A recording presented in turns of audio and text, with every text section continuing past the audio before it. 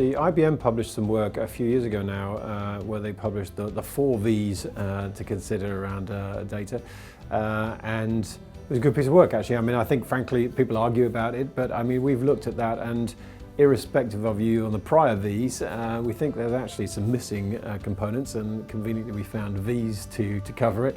I think, you know, they're really on point. I think if we're going to get to the point of open data and the consumer trust and getting that trust that gets to that value exchange. Point 1 is vulnerability, and the second one is value.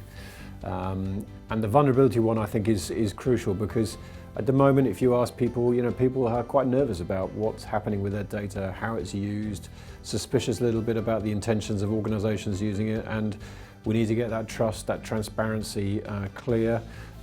People need to understand it's done properly, and I think when they do, I think we can turn that vulnerability into the other V, which is value, and that's part of the exchange, which is, I think, once people can see the transparency, are comfortable with the way data is managed, have an element of control, if not total control, about you know, the way their data is managed, then they can then begin to look at the value exchange, i.e. what can they get in return for their data? How is it valued? What can they, you know, what can they get a better deal on? What access to services can they get that by sharing their data they couldn't otherwise do?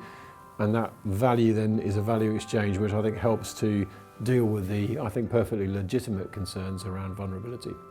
So I think we've done good work. I think we've certainly added 2 very legitimate V's to the work by IBM.